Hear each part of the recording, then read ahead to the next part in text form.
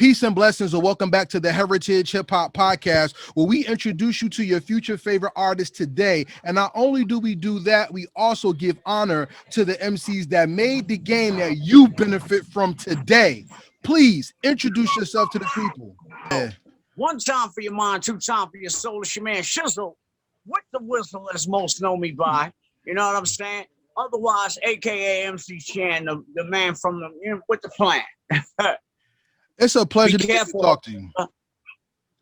It's a real pleasure to get to talk to you because I think there's so much to talk to you about. I only have such a little bit of time that I just want to just roll into greatness. What do you think? Daddy. Let's go. All right, so the one thing I do not want to do, everybody asks you about the Bridge Wars, and everybody always asks you about KRS-One and the Juice Crew in many respects. I want to start my interview out by asking you about this. Some people call you and Grand Pooba the kings of hip hop swag. How do you take that? Daddy.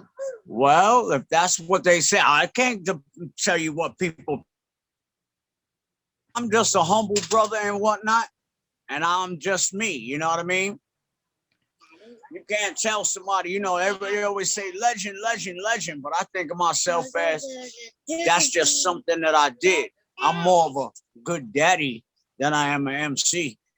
Okay, but you were there when hip hop was in its infant stages when it came to hip hop as being called hip hop, making records and things. So let's start from that infant stage. Tell me what was the importance of DJ Mr. Magic on you and in hip hop? Well, at one point, Mr. Magic was it. All you could hear hip hop. You know what I'm saying? Like Biggie said, Mr. Magic Molly Mall, you had to let the tape pop till the tape rock till the tape pop. Magic was the instrumental thing that why me and you are doing what we're doing right now. Because when the major radio stations wanted him to stop playing hip hop and we'll give you a job and we'll let you play prime time, all you have to do is stop playing that hip hop. Magic said, that's okay. Yes, baby. I see the airplane. I hear it. We all hear it. Daddy's live right now. I hear you, baby. The important thing about Mr. Magic also is what's important to this interview, because as you are sitting with your children, Mr. Magic helped birth, him and Ralph McDaniels helped birth the two most pivotal elements of hip hop, which is audio and video. When did you see hip hop get big till you saw it was going in both directions at the same time? Now, guess what? I feel privileged to be part of those legacies. Mr. Magic was my partner in crime, and Ralph McDaniels produced my first video, Left Me Lonely. So I'm one of the blessed to have worked with both of them at the,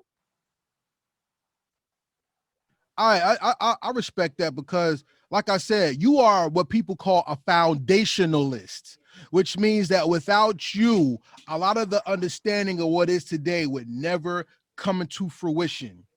I want to ask you something of that as an MC. You came from a time when hooks were not MC ready. As hip hop progressed, hooks became very vital. What was the DJ part and souping up the or making the MC big, like the MC was big and making the DJ? How did y'all work together for synergy and to make the culture last? Well, at one point you couldn't get on if not for the DJ. If the DJ didn't give you the mic back at the park jam, right? Because he was the one in control. So the MC started by rappers saying, I want to be a yes, y'all, the crowd party hypers. You know what I'm saying? And then it just progressed naturally with evolution. You know what I'm saying? Once it became the parties, what are you doing? Then it became the making of the records. No, the cassettes and the party jams. And then it became the making of the records, which spreads the whole hip hop culture worldwide. I think what's very important and vital that people do not talk about when it comes to hip hop culture is the intelligence of what an MC is or who he is rather than what he does.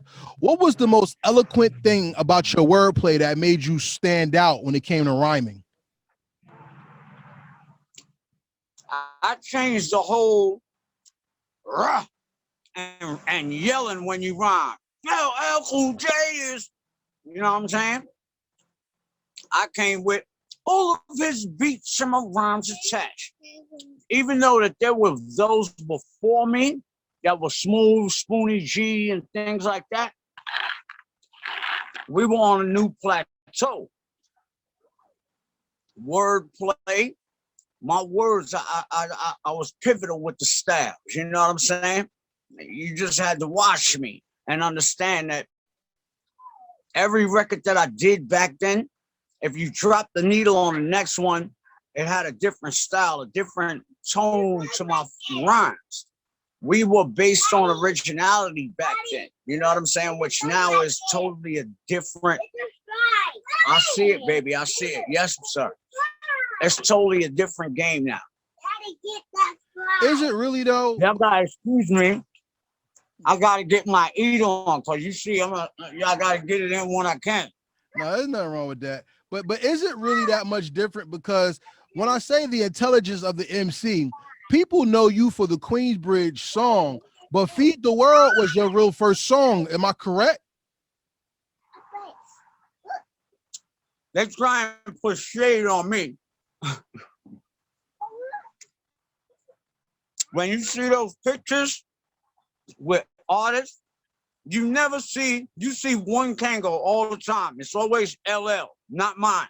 They try and wipe me out of the whole history of hip hop. And that's because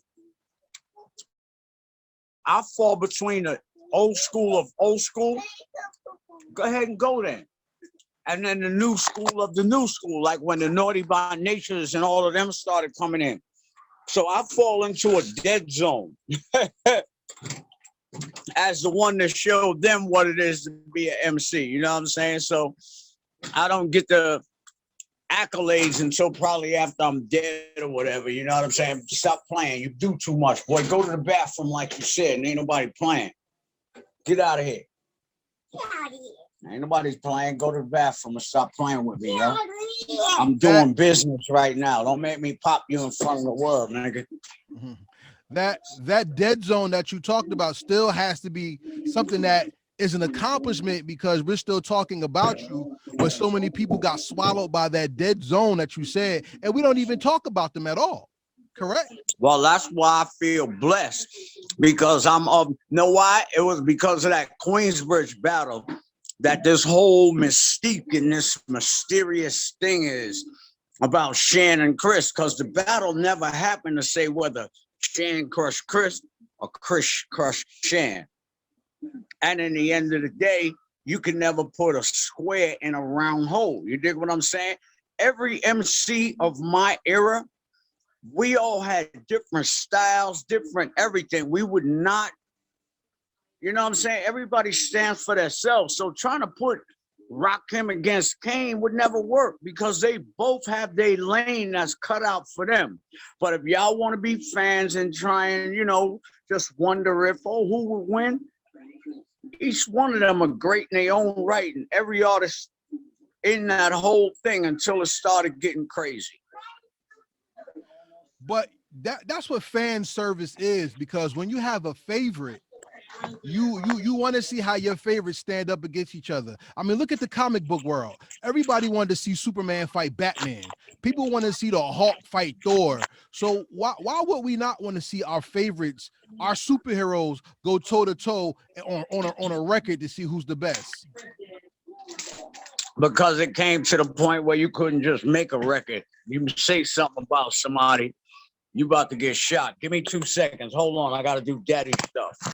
I understand that the battles turned into something because the Queensbridge Wars were not only MC Shan and KRS-One. There were lots of songs that came out around that battle because you had Queens on your back And people tried to bury Queens and said Shan was the last one until Nas came. What was Queens from Shan until Nas? You know what it was? It was a thriving empire in the making, bubbling underneath the ground until it came to the surface and blew through the freaking concrete like a volcano and just hasn't stopped until this day. I think Queens doesn't get enough credit, but Queens is a monster within itself. Because when you think about Queens, we have we have LL Cool J, you have Onyx. People to forget LL and Onyx when it comes to Queens because they shout out South Suicide, not Queensbridge, or they had Hollis Queens and so much. But Queens is a landmass with so much talent that when you do the history, you kind of run out of paper. But when you go back to the original names to put on that paper, besides you, who else was out there doing it so that the foundation was being laid? Now, see, this is where I say that these are the part of the conversations where we start taking the part of racism and cutting it into subsidiary subsets. All right, because why should it be any different for a Queens MC from a Brooklyn MC from a Bronx MC we're all in this same culture together. Why is it that all the time it just comes down to us being against each other when you don't never see that nowhere else? And I love when this kind of fucking opportunity comes out for me to put my foot in the fucking door. You know what I'm saying? So you sitting here saying, well, what about if it was Queens? That means, yo, you want me to look at my black brothers from Brooklyn and look at them as if, they were any different from me. Yes, it was competition, but as a whole, the hip hop community, if you look at it, it is what's making billions of dollars today. You know what I'm saying? And the more that and it's messed up because most of the money is coming through all of the controversy and this one beefing with that one. You know what I'm saying? Go ahead and let it be a beef between you and so they dropping your album next month because it's not guaranteed you're gonna be here in 3 months. You know what I'm saying? And that's just when it comes down to it. I just look at it like it's just breaking us down into more subsets. They don't ask that about Billy Joel against Bruce Springsteen or Barbara Streisand against Dolly Parton. They don't never get there in their awards and do none of that dumb crap. You know what I'm saying? They don't, but it does happen. Like, for instance, me and you love music, so we know music history. There was an issue between the Temptations and the Four Tops. There was an issue with the Dramatics at one time. There was an instance with the OJs and other groups at one time. And we all know the famous stories of what's my man? Now repeat this. Oh, okay, go ahead. They all was getting jerked. So what was the sense of them arguing amongst each other? Because in the end of the day, when they sat down and the Temptations wasn't the bomb no more, and they got new young 30-year-olds still wah. In the end of the day, y'all was fighting each other and y'all got the same goddamn stiff stick. It has shit on the end of it. Just like all of these artists, you don't see any old school artists out here that's living like a Dolly Parton. We still trying to feed our kids off of shows and shit that we can muster up. But Bruce Springsteen has a sprawling estate. Barbara Streisand get into a tax problem. What happens? She'll have a concert that won't even have a ticket price. Everybody that comes through the front door is going to have their checkbook out and just pay for what they want for them seats and support her. You think that'll happen in the black community ever with hip hop? No. And the reason why I don't think that is because when you pander to a hip hop crowd, remember you're pandering to people who are already behind the 8 ball. So America makes its living off of the hatred the inner city has for itself. It's when we don't hate ourselves, that's when America gets all in arms because they know their pockets are going to go smaller, ours will go bigger. So they manufacture slave hate and PTSD, post-traumatic slave disorder, in all forms of quote unquote entertainment, so that when I talk to you, I'm trying to hold on to you for what you mean to us or me, where others look at you and they be like, okay, that's old school, and they don't understand the importance of history and relevance of history as well. And with that being said, now remember, you had groups like Chuck D's and those groups that did knowledgeable things back in the days. Even though y'all might call me the biggest dope head that was on hip hop, when I made a song, I might have been high as hell in the studio, but my message to the children were, don't be like me, change, stop this crazy thing. That was what was dangerous to the fucking populace that wanted to keep it in control. So they did everything to stomp that part of it and made you a sucker if you said or did anything that uplifted your community. The whole point was now to motherfucking keep your community in darkness, keep them motherfucking talking about, oh, you ain't got a fucking vocabulary to even sit down at a business table. So now what happens? We still get to rob you because your black ass is so stupid you can't fucking read. So you're gonna hire this Jew accountant, this Jew lawyer, or this Italian, this, that, and the third. And we're gonna get you for your money once again. That's why today hip hop is so crucial in holding the 80s MCs into esteem, because y'all being the first, y'all took more shorts and losses than the average person today ever will, because y'all were the first. Because now you could get money doing anything, but back then the avenues were so limited. Like, did MC Shan did he get approached by Kango or Puma with the tracksuits? Did you get approached for a deal because you was wearing that stuff? Where today people get those deals. So let's talk about that. I did. I damn sure did. Let me tell you. MC Shan Puma. Nice. It say MC Shan on. These is a warm pair, but you know where it say Clyde and shit at? I like that. I like that. I did.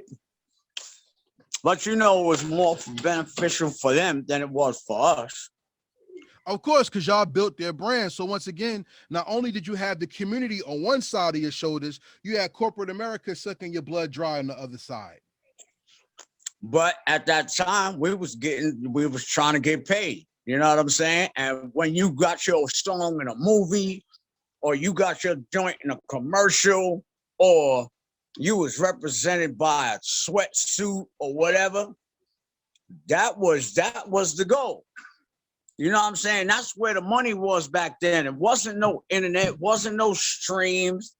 So anything outside of your record sales where you was getting any money, it had to be through endorsements, commercials, and other things like that, because we didn't have all of the internet and all of the stuff that these young cats got to, that where if y'all wanted to see an interview with me, it had to been in a magazine, Word Up, Right On, or something. And you know what I'm saying?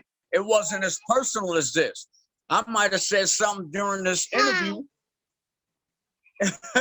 All right, baby. That made you change your question. And it was on the fly. Where it used to be, you just had to take what the book said and keep wondering until you might run into them one day. Stop touching that. We're not turning it off. You get your other phone. Get out my face. What, baby? Oh, I gotta get him a phone. He needs YouTube. If I don't get him a phone with some YouTube, he gonna keep on messing with me. Here. It's all good. I'm a preschool teacher. I know how all this go. It's all good, man. And this is how I do, yo. If anybody, stop. If anybody that follows my Instagram, you know I'm about my kids. This ain't something that I put on for people. This is what I do every day. Yeah.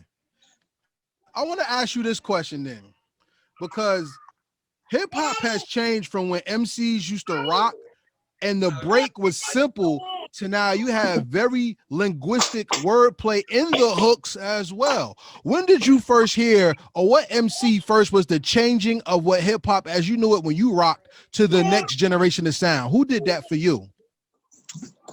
Melly Mel, And then I did it for others when I came with things like Left Me Lonely and stuff like that.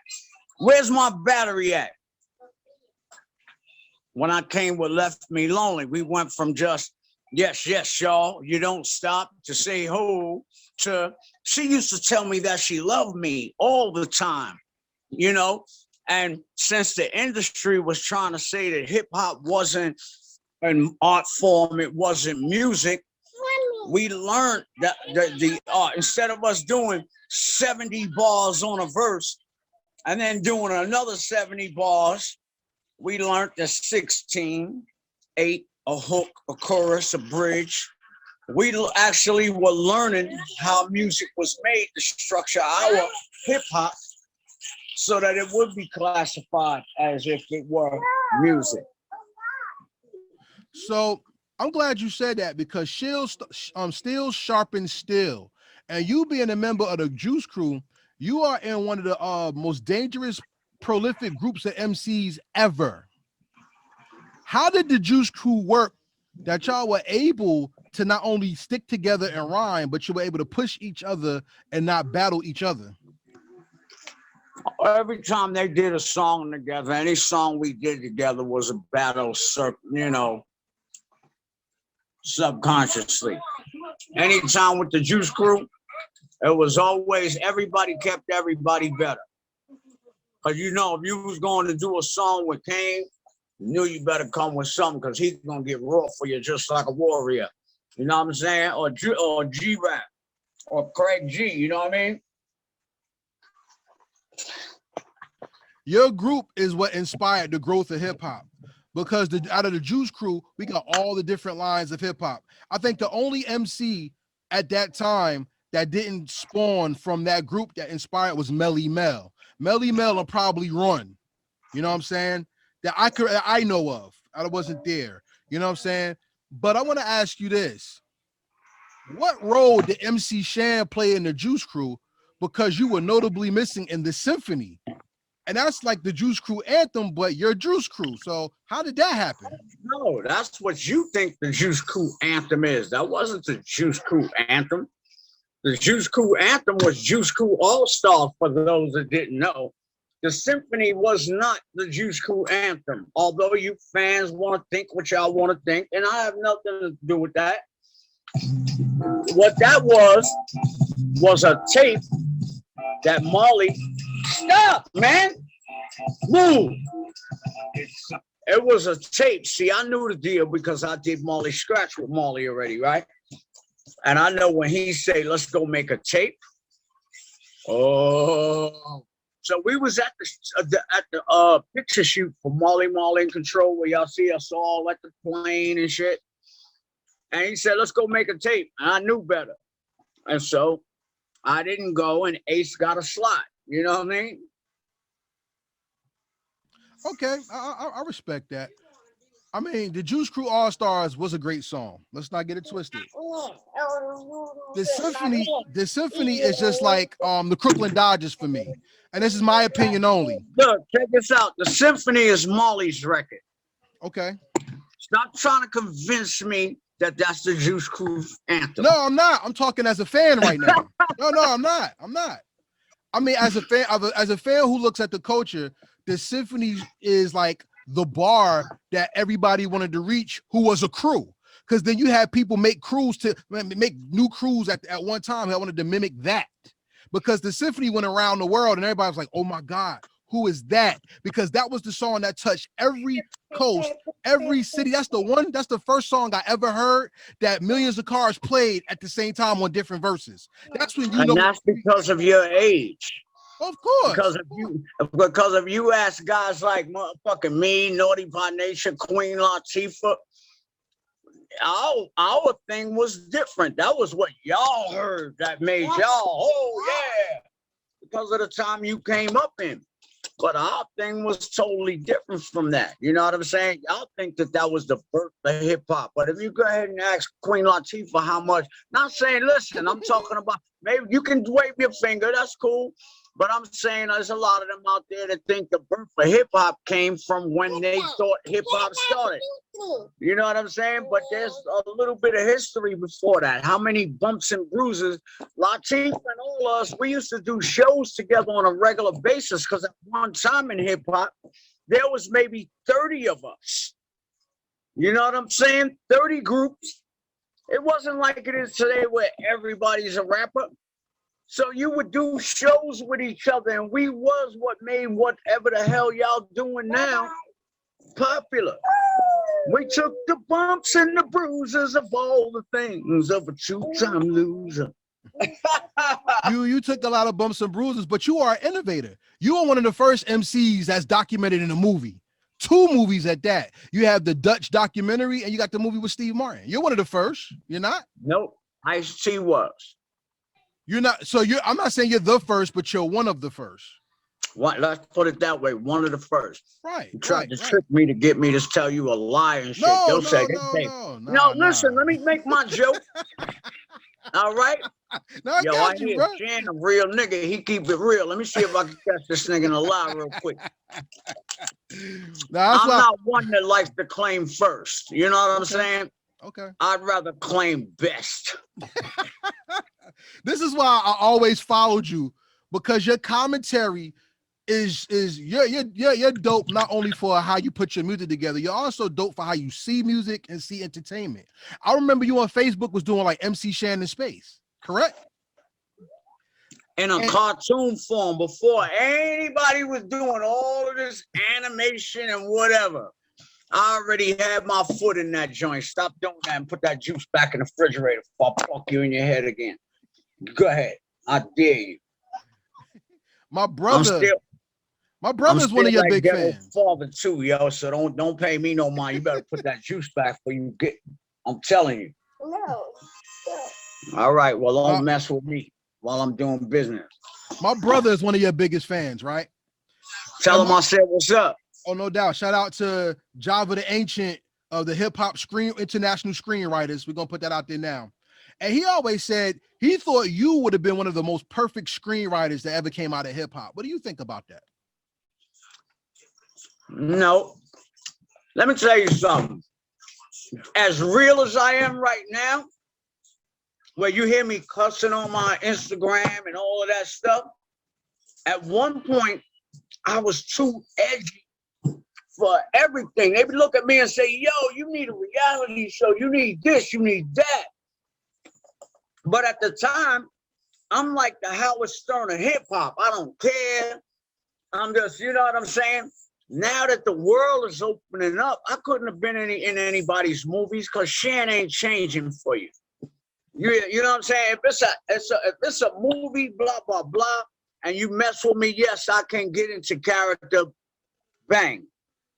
But how edgy, it was my image.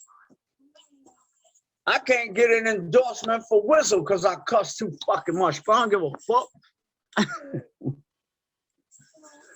You know what I'm saying?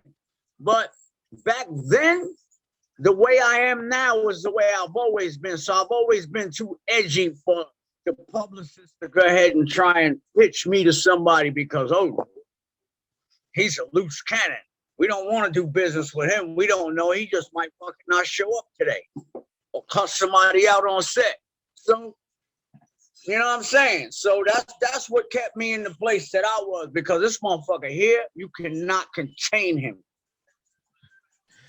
And that's to be appreciated, because it is the people who follow that trend that helps push the narrative so people can learn to be themselves. It's cancel culture that we have today that tries to phase that out, and people fight against it. I want to ask you this, though. Being yourself and taking that New York around the world, what other territories did you touch that you seen hip hop blossom that made you proud that you brought it there? Overseas, everywhere. You know what I'm saying? I didn't ever look at it like, you know what I'm saying? It's everywhere now. It's in commercials, everything. It's like the main driver in a lot of things that are going on right now. But guess what? We still the poorest people doing it. We still the poorest people doing it. They'll give a couple of dudes money, right? But now, if you notice that most of the hip hop moguls that are those billion, million, 200 millionaires, they took that hip hop money and they flipped it somewhere else. It wasn't hip hop that got them that bread. Stop it and leave that bag alone. It wasn't hip hop that got them the billions that they got now. It was the money that they got from hip hop, and they were smart enough to manipulate it and put it in other investments. Because anybody that's out here thinking that, oh, I'm gonna get in hip hop, it's gonna make me rich and I'm gonna be set for life, the fucking dream, and it's a lie. I'm gonna bust your ass. Stop it, and I'm not playing with you. You always wait till I'm doing something. You better stop. Oh, you shouldn't be talking to the 3-year-old like that. Anybody saying that because you ain't got no badass kids. Now shut the fuck up. This is my 9th one right here. So I got plenty of practice. I know how this works.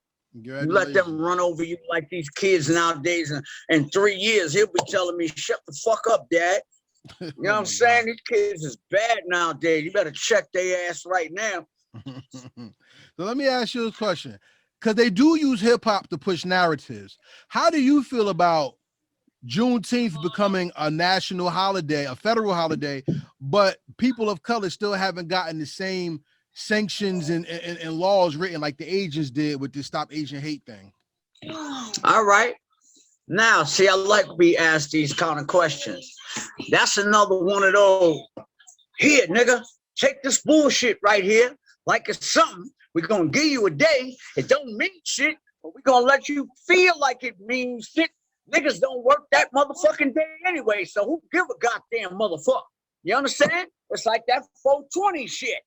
Who gives a fuck? It ain't doing shit, and now you're going to forget about all the other issues because once they fucking rub you on your back and make you feel like they gave you something, you're going to forget about all the other shit that's in mind. That's why I don't never jump on none of these causes, none of that shit. Because motherfucker nigga give you a stimulus check and you be happy like a motherfucker. Shut the fuck up. Them ain't the motherfuckers that I'm trying to talk to. You understand? The motherfuckers that's like, oh yeah, I don't want my kids to go to school. I wish these motherfuckers would hurry up and send these little badass bastards to the mother. Nigga, you don't represent me, short. And that's why I think hip hop has maintained its integrity, even though corporate America tries to take the identity of it. Because there's always people who see through the lie, and there's always people who talk about what's really going on. What do you say about that? I say you a lying ass motherfucker talking about hip hop has regained its integrity. What integrity? To tell everybody to pop Zanny bars and then motherfucking kill blah blah blah. Rah, rah. Is that what the fuck the integrity you talking about? Nope. Oh, wait a minute. Wait a minute. Oh, let me finish now. Because you opened up this motherfucking door, so I'm going to step my big ass foot right the fuck through. Let's go. You mean to tell me that all of this motherfucking the shit they saying, oh, at least when you listen to us back in the days, you learned something. You had words to listen to. You had this. And yeah. What the fuck is that? Corporate hip hop. That's the integrity. That's rap, actually. Talking about? No, that's rap. And like I said, thank you for walking in that door, because you did what many people do, which is wrong when they talk to me and people who respect you, because you're still out here talking in your hip hop. So you're not that. And there's underground MCs who don't rap like that to talk about F this. We need a revolution of the mind, not just with pistols, but we got to think different. Respect our women. The soul needs healing. You and God. We have MCs out there that still do that. So no, hip hop does still have some integrity, but it's when you side with the corporate side that says, no, talk about being a thought and shaking your ass, or talk about killing people, because the people who are in power said, and it's documented, blacks don't have souls. So we could do whatever they want. We want to them. There's people who say, no, that's bullshit, and we'll do better by not listening to them and putting the respect of MC Shan, KRS-One, and Chuck D out there, and not just popping pills and popping Zanny. Hey man, I respect you. For you had the right answer. Because if you said anything else after that, you know what I'm saying? Hey, I was about to say, I see you back there creeping. What's happening? You good? Hi. Hi. This is my grandson. That's MC Shan. That's one of our favorite This is my son. Say hi to him. Say hi. Hi. You see him? Say hi. See, they have a different language. No hate, none of the stuff that we have. They just have a natural, oh, that's another kid. Let's go play. Exactly. Yes. Go ahead now. He's gone. Yes, that's He's gone now. That's what God said we were supposed to be. And that's what our generations have turned against, because we know more, or they know more about technology and they know about money than they do about spirit and soul. That's why you made songs like Jane Stop This Crazy Thing, because Jane's crazy thing was cook up and you don't want her to stop. That's why you made songs about the Project Ho, because it wasn't about the nasty girl. It was about knowing who you dealing with, and that's going to help you walk correctly in your society and neighborhood. That's why I always respected you. It was always about not only being in the hood, but knowing the hood enough to tell people there's other things that go on besides what's happening in the hood. Now that hip hop has been so in internet, we forget those lessons. How do you feel about that? I don't really care. And anybody that's of my stature or in my, if you're going to sit there and complain and want to talk about, oh, you not recognizing me for what I did yesterday, that's where you need to sit back in yesterday, because nobody cares about you. This is an age-old saying in the music. Don't nobody care about you unless past your last hot record. Once you ain't hot no more, nobody care about you. So you sitting there wanting to claim this glory stone and want a statue carved over you because you was the first to do that, Nobody care about that. That's what you doing now that's contributing to, all right, we in Corona. Did you take your time to get on the internet and pass a message of what hip hop that we did is different from what the, you know what I'm saying? Don't sit back and complain. I'm not complacent with what I did. Some might say, Shan, you didn't succeed. You're not rich, but I'm rich in spirit. I think you succeeded when you drop bars over bullshit, because you transcend decades and you still spitting. And I mean, but okay. I didn't put that out to sell 1 million records. I put that out just to continue my legacy on the low. For those, and it's in a place. It's not locked in some brick in the corner of some building that's going to be opened in 50 years. You know what I'm saying? Some time capsule is there now. So that when, a little bit after I'm no longer here, and somebody say, yo, KRS-One made Shan stop rhyming back in 82. And you go look up on the internet, because these kids are going to be smart enough to do that and say, Shan was calling KRS-One out on the internet to get a versus battle for like 6 months straight. You dig what I'm saying? And so this print that we're doing now is way different from my time. This imprint is going to be here until they turn the internet off, because Instagram is so much of a booming money entity that they ain't going to get rid of all our videos. They just going to sell it to the next one and increase the bandwidth. Don't do that, baby boy. Well, that's why people are getting into the NFTs now, because you could take your album cover and sell that for like $62,000 and get that bread. You know, pictures of you can market it as NFTs and sell them. So, all right, but how many pictures of me do I have? I can't be in 2 places at once on the stage and taking the picture.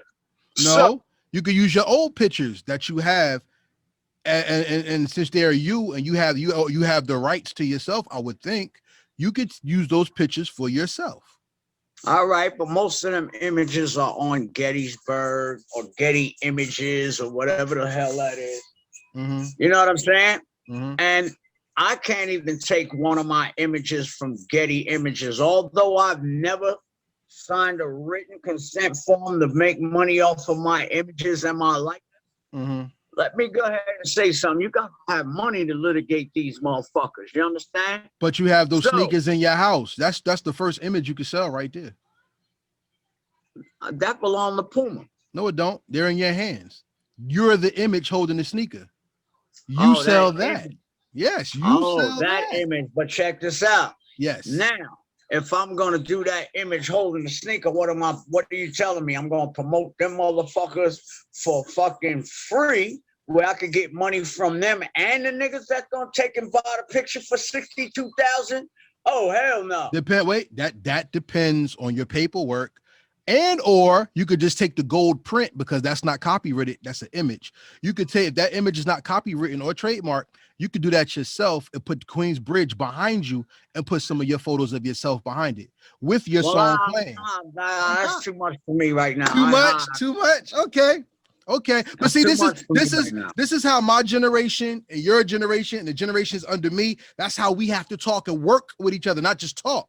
That's how we have to come together and bridge the gaps, because I believe hip hop suffers from what's called Rehoboamism. To catch you up, if you don't know, Rehoboam was the king Solomon's son, who used the youth to turn against the elders, and the kingdom split from Israel and Judah. And then they had 12 tribes and 10 tribes missing and all that other stuff. That's that. But it was because the generations did not stay cemented and that glue actually dried that it broke apart. And now we have Western civilization telling us not to respect the elders because they're old, when that was a Western civilization thing with the Nords and the Gaelics and Celts and all that. That's what they did. But people of brown skin heritage, we always took care of each other. We ran as a community. So to keep the community alive, I only bring these things up because it's somebody I respect. I want to see you keep winning, so that your children have even more than just stories or what may be left. You see what I'm saying? Hey, and I appreciate that. But see, you wanting that is not good enough to just will it to happen. I have to have a part of that. You understand? Yes. We have to work together. Yes. As much a part of me building a legacy for my kids as much as people want me to have it. You know what I mean? But some people sit back and be lazy and just want it given to them. Those that sit back and talk about, remember me, I was this, I did this first. And that's those people. That's not me. I'm sitting here, I still build buses. I still think of a whole bunch of things. Wait till you see my new show called Shizzle with a Whizzle, the Hip Hop Ghost Hunter. You should have a cartoon or a children's book. I think that would be great. I cuss too much to be involved with children. Fuck that shit. No. All you gotta do, it doesn't have to be a children's book when you doing that. Somebody edit it then. Somebody else. I'm like a motherfucker. I'm gonna do me. Or just do some pictures of a cartoon character, and he just got some Shan lyrics, because those are your copyrighted lyrics. You get money off of that. What's up? Look, that's like a throwing money, throwing the dice, like chaka chaka chaka chaka. Maybe it'll work. Maybe it won't. Maybe it'll work. Maybe it won't. I'm looking for some sure shit. You know what I'm saying? Well, nothing's assured. I mean, it's possible. Yes, it's possible with this internet age. Yes, it is. But of my age group, right? Yes. These young kids, I'm not trying to get them to know me. I'm not trying to make them my new fans. I'm not trying to get out here and do the groundwork to have them say, oh, shit, I recognize him. Fuck that. If you ain't from that group and you ain't interested, fuck it. I ain't got the time. I'm living my life comfortably at the age that I am. I'm not out here talking about remember me, all that. I don't give a fuck. You don't know me, whatever the fuck. You just ain't interested. That's what the fuck. Not everybody's gonna like you. Not everybody's gonna love you. Not everybody's gonna fucking know you. You know what I'm saying?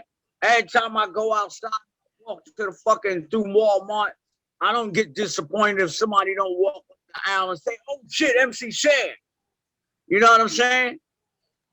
Fuck that. It's other things in life for me now. Fuck that hip hop shit, man. Y'all niggas got that shit on lock. Do what y'all do.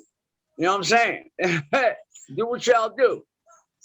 I don't make no music to try and, you know what I'm saying, come off. My age group don't fucking buy music. They don't understand that you can stream the shit free on YouTube and niggas still get paid.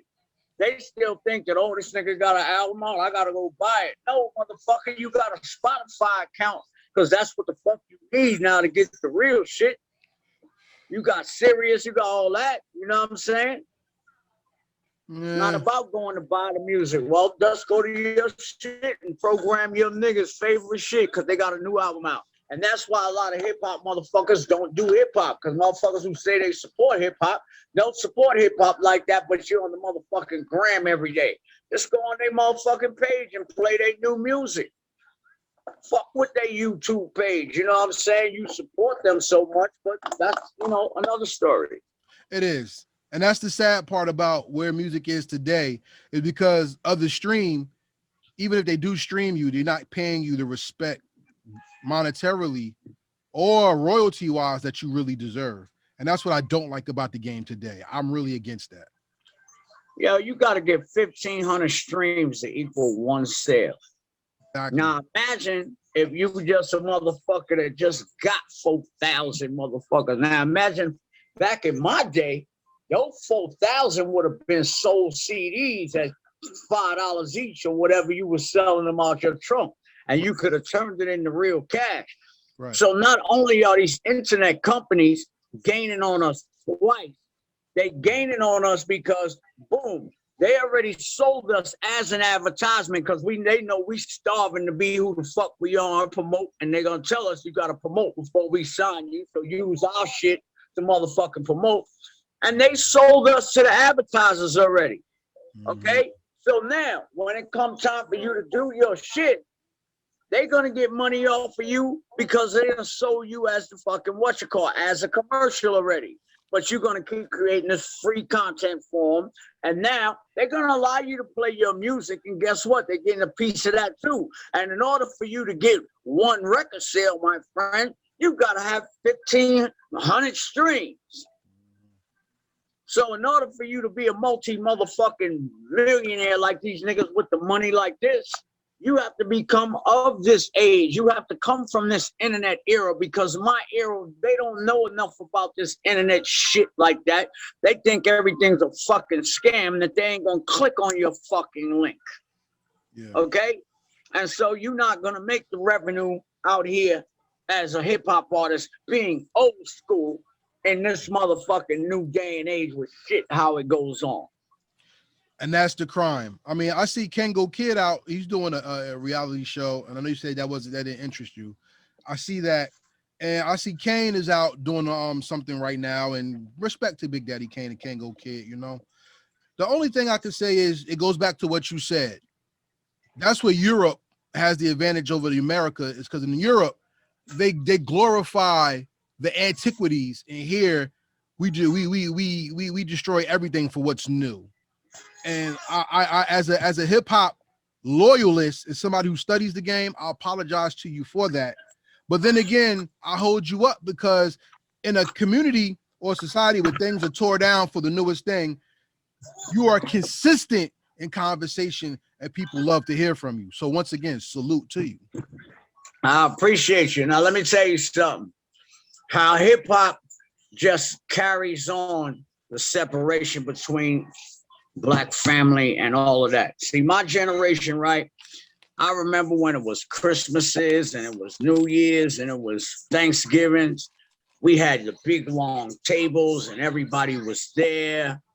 Nowadays, people don't even call their family no more. You know what I'm saying? It's like if you don't tag them on an Instagram post, they mad. What happened to calling people? You know what I'm saying? Yes. It's a total different world out here, you know?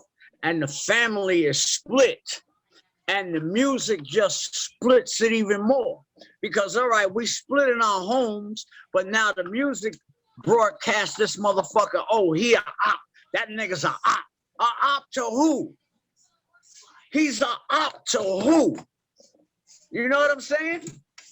Who's the real ops out here? So the fucking music also carries the separation of Black people even further with the bullshit. And they're happy to motherfucking post that shit and motherfucking let that shit go through, right? But let you post some bullshit that motherfucking got something to do with uplift or something like that, they're gonna ban your ass. Or make sure that your algorithm doesn't hit those that are conscious. So what would you tell somebody who's coming up from your experiences or what you see as an elder? What would you tell them to be careful of and what to work towards? What I would tell them is get you a lawyer and don't take one that somebody's gonna appoint to you. Make sure you understand what you're signing. Get your money in hip hop and get the hell on. So if there was something else that you would want to or could have gone into to make money besides hip hop, what would it have been? I'm not even gonna think about that. I don't look back. I'm just happy to be where I'm at right now, and glad that I made the choices that I did. You know what I'm saying? And I'm not looking back as one of these hip hop artists that bitter because you think, oh, he didn't make any money and he didn't do this and you know what I'm saying? Some things ain't some people's business, and if you don't know, then that's your business. But I'm not one of these artists that are bitter as if, oh, I didn't come off and I hate everybody for not recognizing that I'm a pioneer in hip hop. The thing that I told you earlier, I could walk through the store and don't care if a motherfucker look and say, oh, that's MC Shan. Shit, I'm happy at that. I remember a time where I couldn't even fucking eat.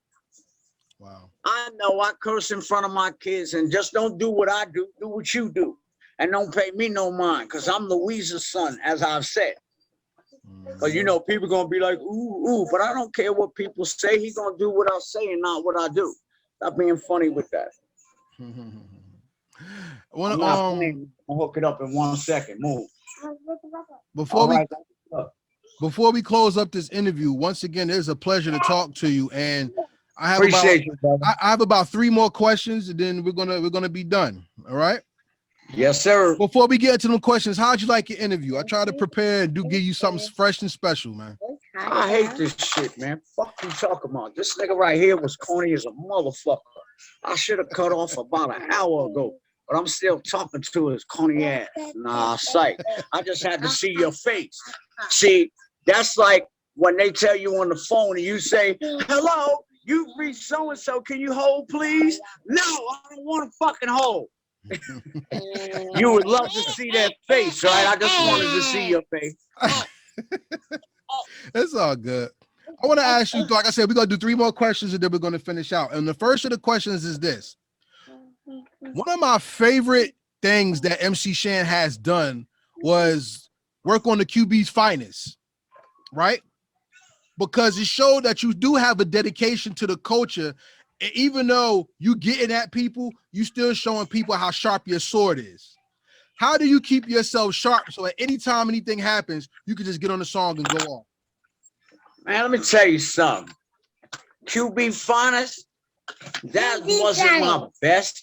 They had to kidnap me to do that. They had to. I wasn't gonna do that record. Why?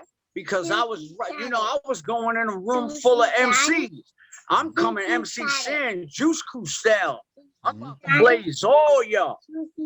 So when they wouldn't let me do what I wanted to do, I'm like, man, I ain't doing it. It's because of Mega that I actually did the song. Because he like, yo, and he explained it to me to make it make sense to me coming from a younger generation of Queensbridge cats. He like, we want you to do the old style. Look, stop. Right now, you play too much. Look, we want you to do the old style that you did on Queens on the bridge. That's why it starts out. You love to hear the story again and again about yeah. Go ahead, sing it. Yeah. Come on, the bridge. He knows my stuff. Yeah, that's what's up. Good job, man. He know, yo, you know what?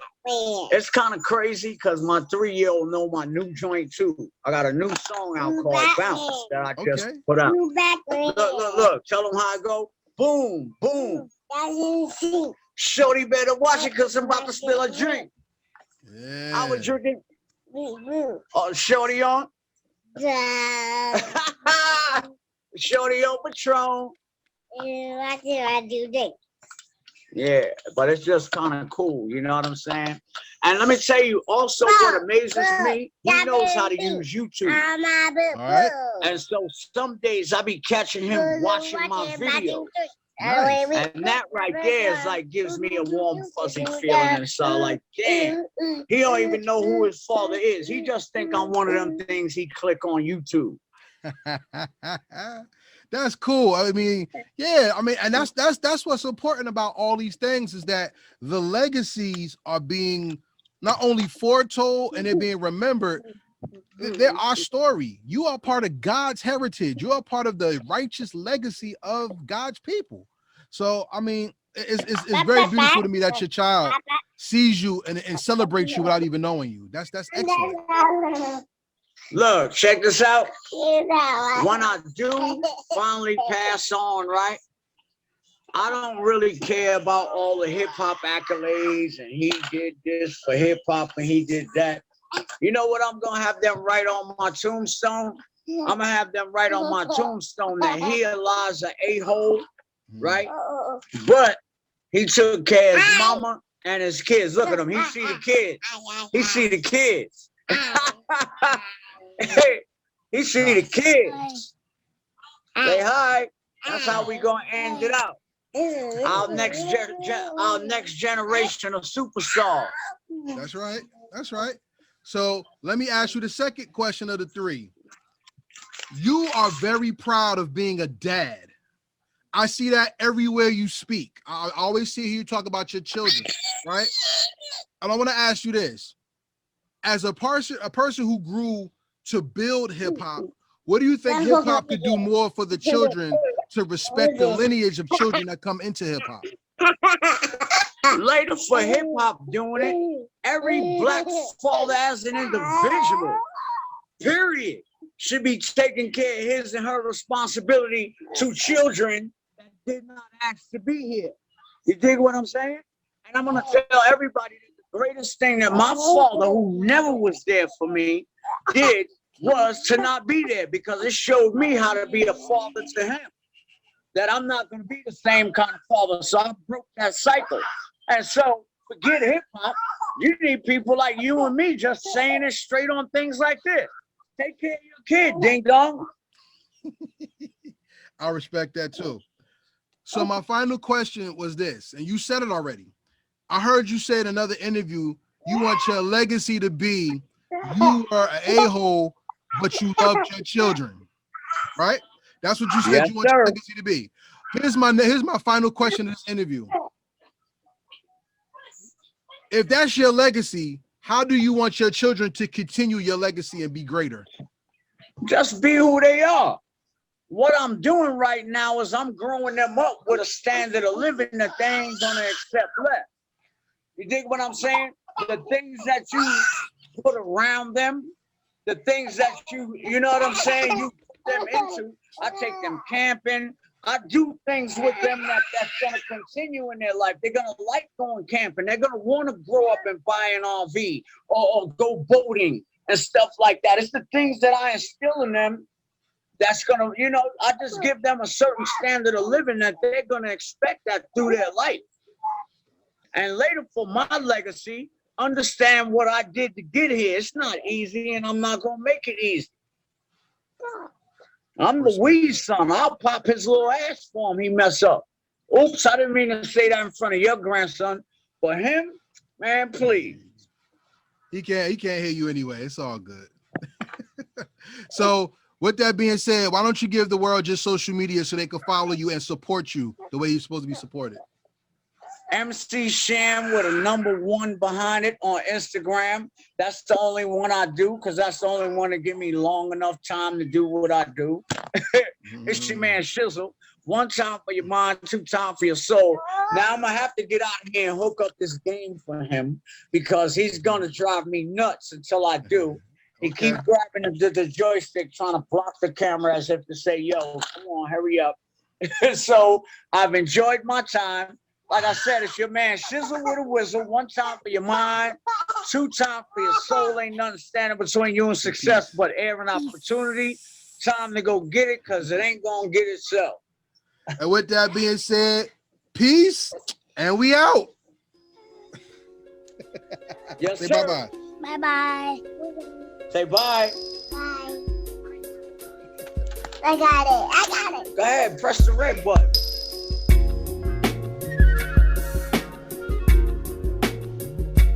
Thank you for watching our presentation. we ask that you subscribe to our YouTube family and hit the notification bell for updates. Please like, comment, and share this video.